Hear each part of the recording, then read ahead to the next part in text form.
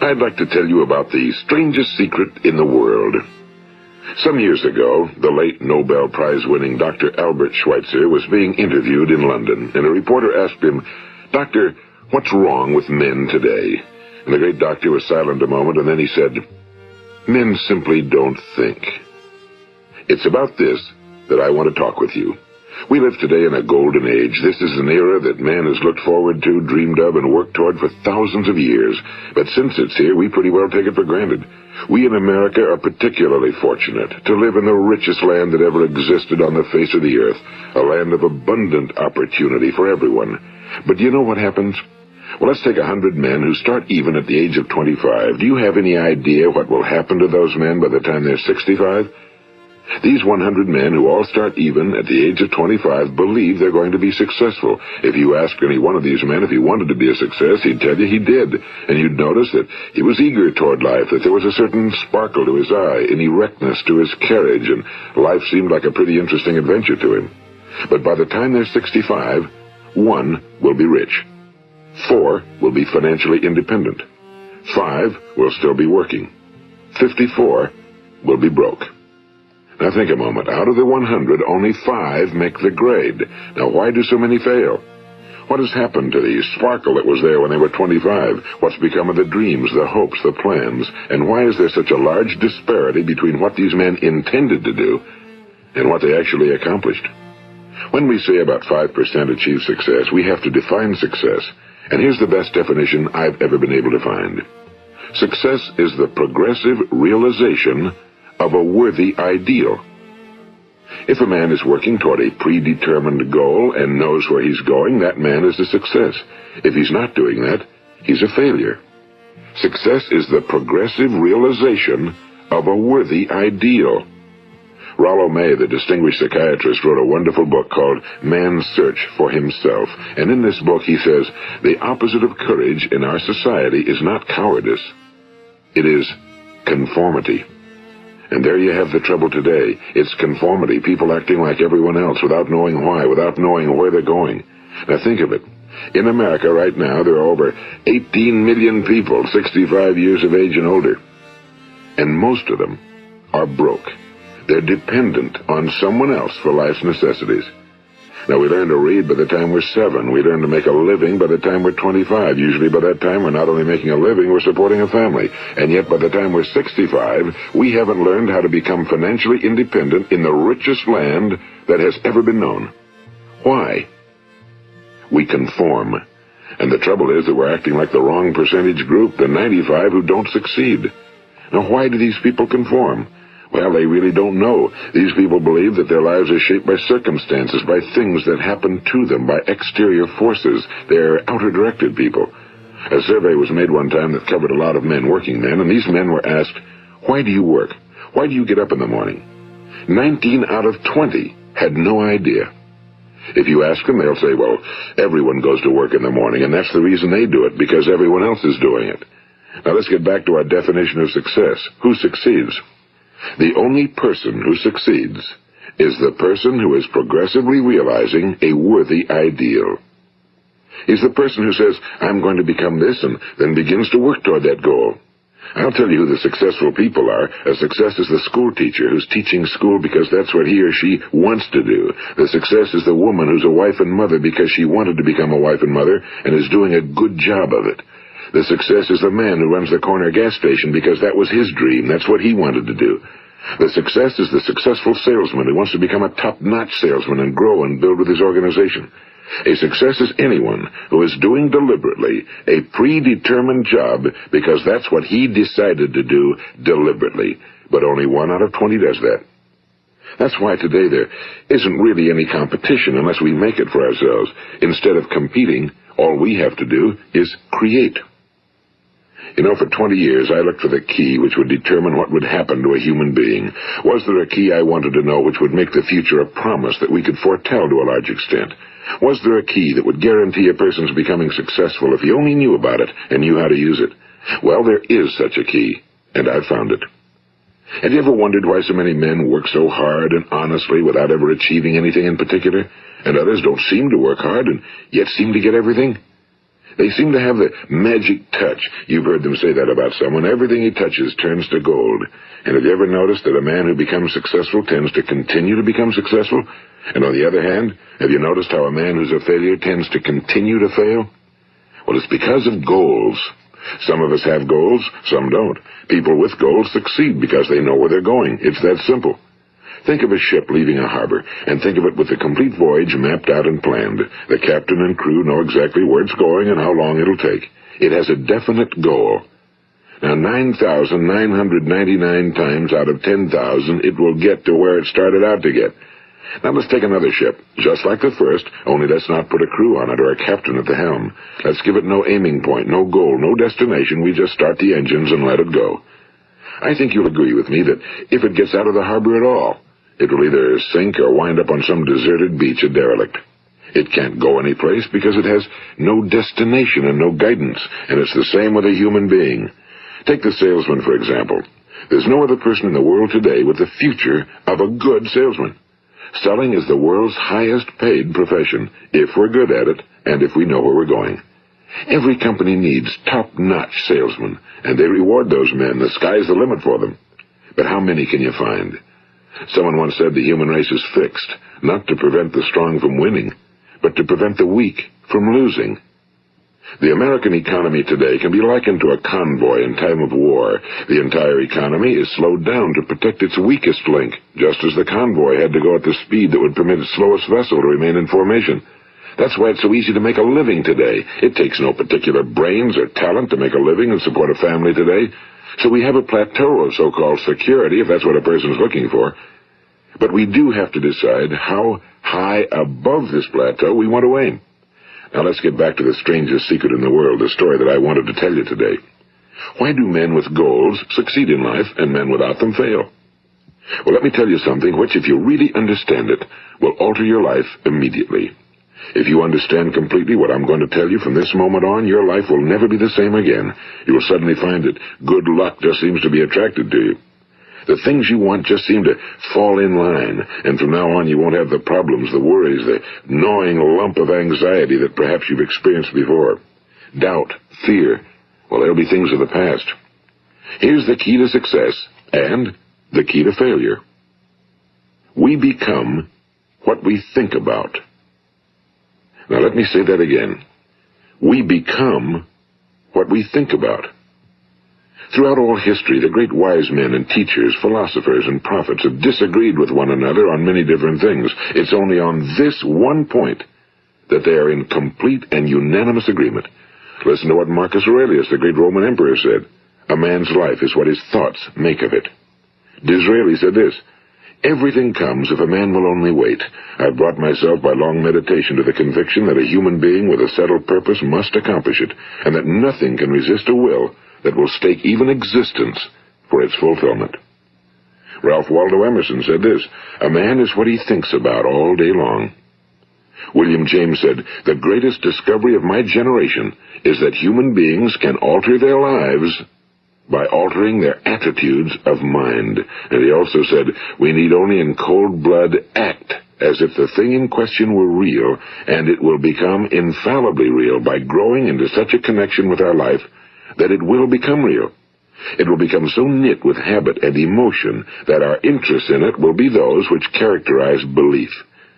And he also said, if you only care enough for a result, you will almost certainly attain it. If you wish to be rich, you will be rich. If you wish to be learned, you will be learned. If you wish to be good, you will be good. Only you must then really wish these things and wish them exclusively, and not wish at the same time 100 other incompatible things just as strongly. In the Bible, you read in Mark 9:23, if thou canst believe, all things are possible to him that believeth. My old friend Dr. Norman Vincent Peale put it this way, this is one of the greatest laws in the universe. Fervently do I wish I had discovered it as a very young man. It dawned upon me much later in life, and I found it to be one of the greatest, if not my greatest discovery outside of my relationship to God. The great law, briefly and simply stated, is that if you think in negative terms, you will get negative results. If you think in positive terms, you will achieve positive results. That is the simple fact, he went on to say, which is at the basis of an astonishing law of prosperity and success. In 3 words, believe and succeed. William Shakespeare put it this way: our doubts are traitors and make us lose the good we oft might win by fearing to attempt. George Bernard Shaw said, people are always blaming their circumstances for what they are. I don't believe in circumstances.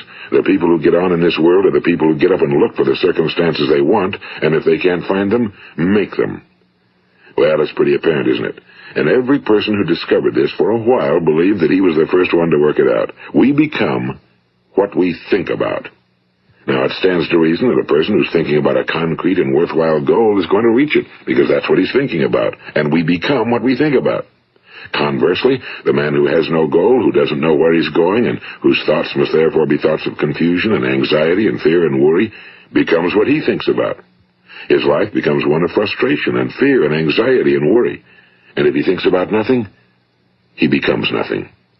Now, how does it work? Why do we become what we think about?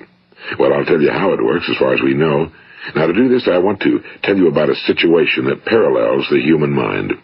Suppose a farmer has some land, and it's good fertile land. Now, the land gives the farmer a choice. He may plant in that land whatever he chooses. The land doesn't care. It's up to the farmer to make the decision. Now, remember, we're comparing the human mind with the land because the mind, like the land, doesn't care what you plant in it. It will return what you plant, but it doesn't care what you plant. Now, let's say that the farmer has 2 seeds in his hand. One is a seed of corn. The other is nightshade, a deadly poison. He digs 2 little holes in the earth, and he plants both seeds, one corn, the other nightshade. He covers up the holes, waters, and takes care of the land, and what will happen? Invariably, the land will return what's planted. As it's written in the Bible, as ye sow, so shall ye reap. Now remember, the land doesn't care. It'll return poison in just as wonderful abundance as it will corn.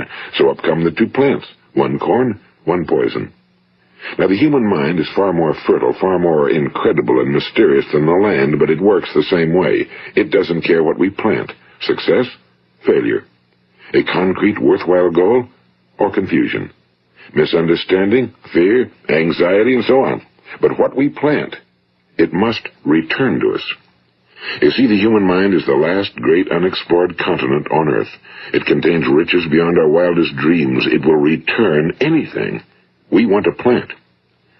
Now, you might say, well, if that's true, why don't people use their minds more?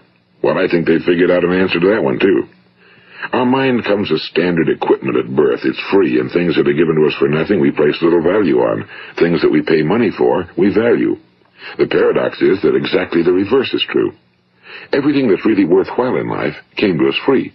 Our minds, our souls, our bodies, our hopes, our dreams, our ambitions, our intelligence, our love of family and children and friends and country, all these priceless possessions are free. But the things that cost us money are actually very cheap and can be replaced at any time. A good man can be completely wiped out and make another fortune. He can do that several times. Even if our home burns down, we can rebuild it. But the things we got for nothing, we can never replace. The human mind isn't used because we take it for granted. Familiarity breeds contempt. It can do any kind of job we assign to it, but generally speaking, we use it for little jobs instead of big, important ones. Universities have proved that most of us are operating on about 10% or less of our abilities. So decide now, what is it you want? Plant your goal in your mind. It's the most important decision you'll ever make in your entire life. What is it you want? Do you want to be an outstanding salesman? A better worker at your particular job? Do you want to go places in your company? In your community? Do you want to get rich?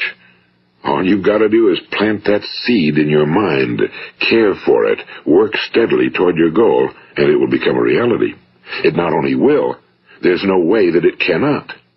You see, that's a law, like the laws of Sir Isaac Newton, the laws of gravity. If you get on top of a building and jump off, you'll always go down. You'll never go up, and it's the same with all the other laws of nature. They always work. They're inflexible. Think about your goal in a relaxed, positive way. Picture yourself in your mind's eye as having already achieved this goal. See yourself doing the things you will be doing when you've reached your goal. Ours has been called the phenobarbital age, the age of ulcers and nervous breakdowns and tranquilizers, at a time when medical research has raised us to a new plateau of good health and longevity. Far too many of us worry ourselves into an early grave, trying to cope with things in our own little personal ways, without learning a few great laws that will take care of everything for us. These things we bring on ourselves through our habitual way of thinking. Every one of us is the sum total of his own thoughts. He is where he is because that's exactly where he really wants to be, whether he'll admit that or not. Each of us must live off the fruit of his thoughts in the future, because what you think today and tomorrow, next month and next year, will mold your life and determine your future. You're guided by your mind. I remember one time I was driving through eastern Arizona, and I saw one of those giant earth-moving machines roaring along the road at about 35 miles an hour with what looked like 30 tons of dirt in it. A tremendous, incredible machine, and there was a little man perched way up on top with the wheel in his hands guiding it. And as I drove along, I was struck by the similarity of that machine to the human mind. Just suppose you're sitting at the controls of such a vast source of energy. Are you going to sit back and fold your arms and let it run itself into a ditch? Or are you going to keep both hands firmly on the wheel and control and direct this power to a specific, worthwhile purpose? It's up to you. You're in the driver's seat. You see, the very law that gives us success is a two-edged sword. We must control our thinking. The same rule that can lead a man to a life of success, wealth, happiness, and all the things he ever dreamed of for himself and his family. That very same law can lead him into the gutter. It's all in how he uses it, for good or for bad. This is the strangest secret in the world. Now, why do I say it's strange, and why do I call it a secret? Actually, it isn't a secret at all. It was first promulgated by some of the earliest wise men, and it appears again and again throughout the Bible, but very few people have learned it, understand it. That's why it's strange, and why for some equally strange reason it virtually remains a secret. I believe that you could go out and walk down the main street of your town and ask one man after another what the secret of success is, and you probably wouldn't run into one man in a month who could tell you. Now, this information is enormously valuable to us if we really understand it and apply it. It's valuable to us not only for our own lives, but the lives of those around us, our families, employees, associates, and friends. Life should be an exciting adventure. It should never be a bore. A man should live fully, be alive. He should be glad to get out of bed in the morning. He should be doing a job he likes to do because he does it well. One time I heard Grove Patterson, the great late editor-in-chief of the Toledo Daily Blade, make a speech, and as he concluded his speech, he said something I've never forgotten. He said, "My years in the newspaper business have convinced me of several things. Among them, that people are basically good, and that we came from someplace, and we're going someplace. So we should make our time here an exciting adventure. The architect of the universe didn't build a stairway leading nowhere." And the greatest teacher of all, the carpenter from the plains of Galilee, gave us the secret time and time again. As ye believe, so shall it be done unto you. I've explained the strangest secret in the world and how it works. Now, on this side, I want to explain how you can prove to yourself the enormous returns possible in your own life by putting this secret to a practical test. I want you to make a test that will last 30 days. It isn't going to be easy, but if you'll give it a good try, it will completely change your life for the better. Now, back in the 17th century, Sir Isaac Newton, the English mathematician and natural philosopher, gave us some natural laws of physics which apply as much to human beings as they do to the movement of bodies in the universe. And one of these laws is that for every action, there is an equal and opposite reaction. Simply stated, as it applies to you and me, it means we can achieve nothing without paying the price. The results of your 30-day experiment will be in direct proportion to the effort you put forth.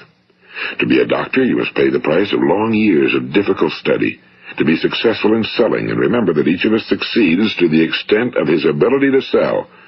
Selling our families on our ideas, selling education in schools, selling our children on the advantages of living the good and honest life, selling our associates and employees on the importance of being exceptional people. To, of course, the profession of selling itself. But to be successful in selling our way to the good life, we must be willing to pay the price. Now, what is that price? Well, it's many things. First, it's understanding emotionally, as well as intellectually, that we literally become what we think about, that we must control our thoughts if we're to control our lives. It's understanding fully that as ye sow, so shall ye reap. Second, it's cutting away all fetters from the mind and permitting it to soar as it was divinely designed to do.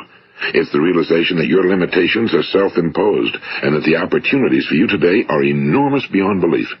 It's rising above narrow-minded pettiness and prejudice.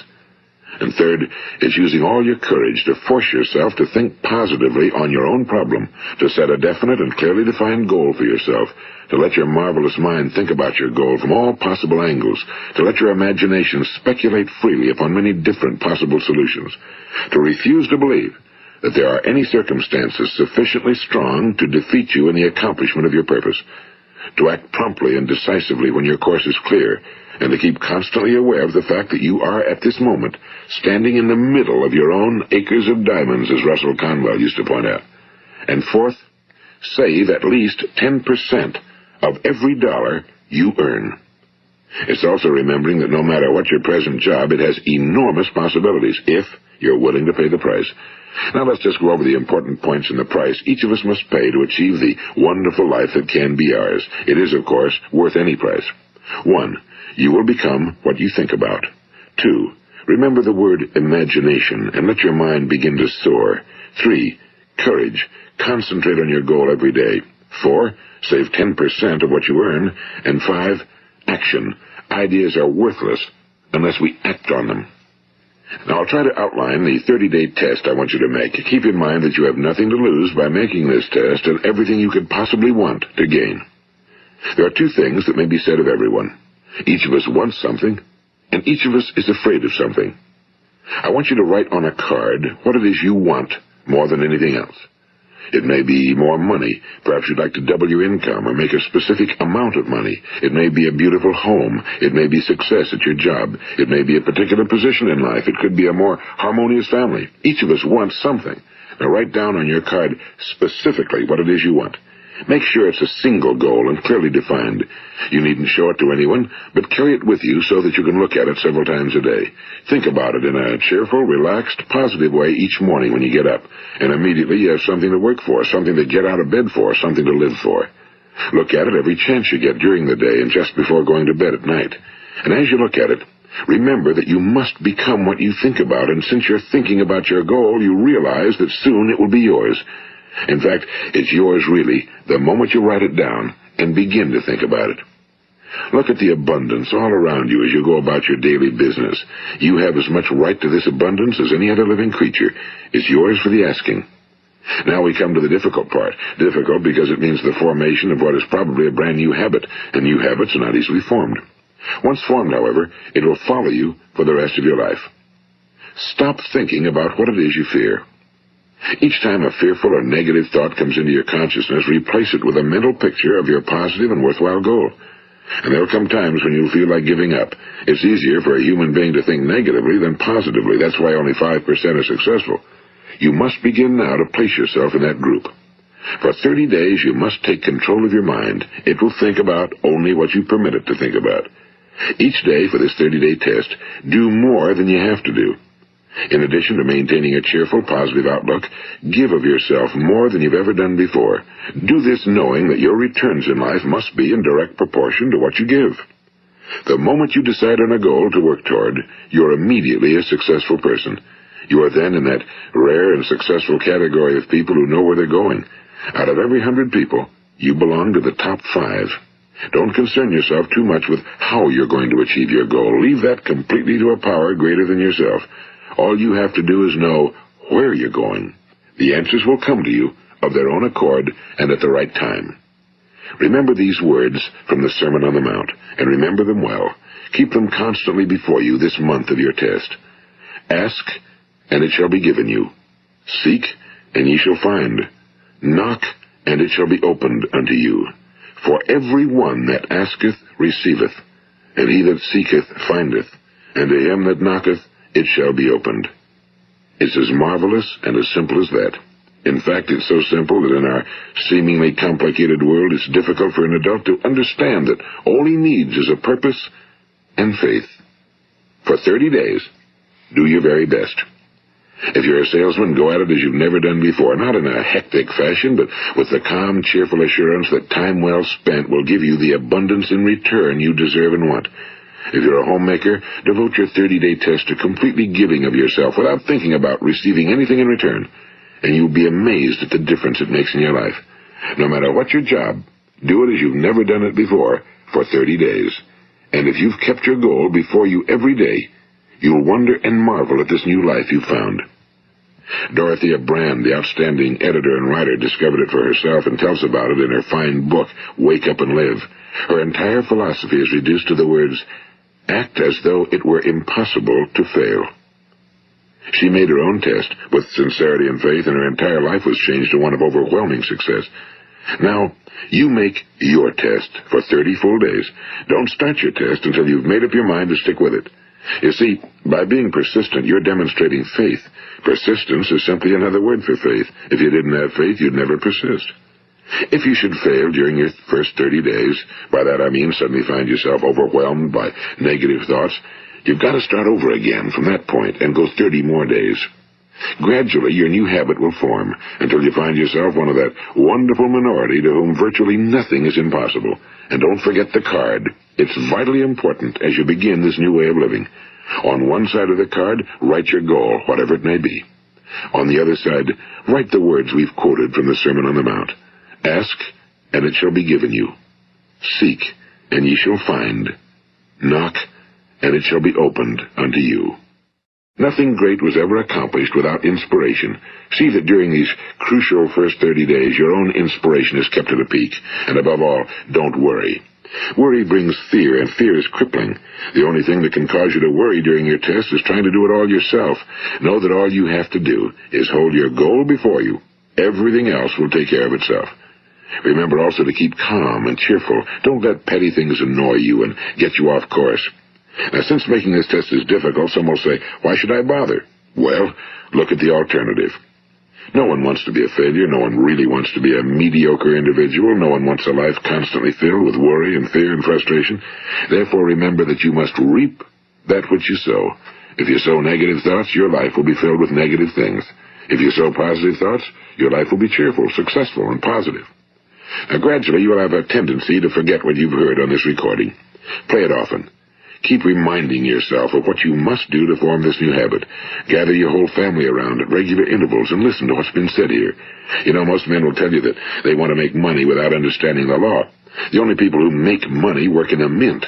The rest of us must earn money. This is what causes those who keep looking for something for nothing or a free ride to fail in life. The only way to earn money is by providing people with services or products which are needed and useful. We exchange our time and our product or service for the other man's money. Therefore, the law is that our financial return will be in direct proportion to our service. Now, success is not the result of making money. Making money is the result of success, and success is in direct proportion to our service. Most people have this law backwards. They believe that you're successful if you earn a lot of money. The truth is that you can only earn money after you're successful. It's like the story of the man who sat in front of the stove and said to it, "Give me heat, and then I'll add the wood." How many men and women do you know, or do you suppose there are today, who take the same attitude toward life? There are millions. We've got to put the fuel in before we can expect heat. Likewise, we've got to be of service first before we can expect money.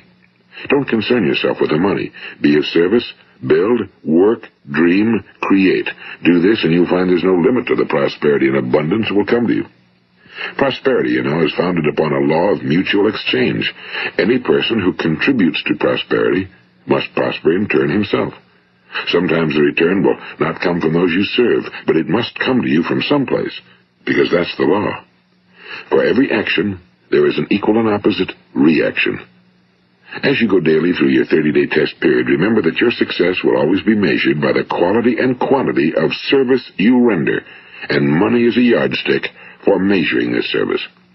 No man can get rich himself unless he enriches others. Now, there are no exceptions to a law. You can drive down any street in America and from your car estimate the service that's being rendered by the people living on that street. Had you ever thought of this yardstick before? It's interesting. Some, like ministers and priests and other devoted people, measure their returns in the realm of the spiritual, but again, their returns are equal to their service. Once this law is fully understood, any thinking person can tell his own fortune. If he wants more, he must be of more service to those from whom he receives his return. If he wants less, he has only to reduce his service. This is the price you must pay for what you want. If you believe you can enrich yourself by deluding others, you can end only by deluding yourself. It may take some time, but just as surely as you breathe, you'll get back what you put out. Don't ever make the mistake of thinking you can avert this. It's impossible. The prisons and the streets where the lonely walk are filled with people who tried to make new laws just for themselves. We may avoid the laws of man for a while, but there are greater laws that cannot be broken. An outstanding medical doctor recently pointed out 6 steps that will help you realize success. 1. Set yourself a definite goal. 2. Quit running yourself down. 3. Stop thinking of all the reasons why you cannot be successful and instead think of all the reasons why you can. 4. Trace your attitudes back through your childhood and try to discover where you first got the idea you couldn't be successful, if that's the way you've been thinking. 5. Change the image you have of yourself by writing out a description of the person you would like to be. And 6. Act the part of the successful person you have decided to become. The doctor who wrote those words is a noted West Coast psychiatrist, Dr. David Harold Fink. Do what the experts since the dawn of recorded history have told you you must do. Pay the price by becoming the person you want to become. It's not nearly as difficult as living unsuccessfully. Make your 30-day test, then repeat it again, and each time it will become more a part of you until you'll wonder how you could ever have lived any other way. Live this new way and the floodgates of abundance will open and pour over you more riches than you may have dreamed existed. Money? Yes, lots of it. But what's more important, you'll have peace. You'll be in that wonderful minority who lead calm, cheerful, successful lives. Start today. You have nothing to lose, but you have a whole life to win. This is Earl Nightingale, and thank you.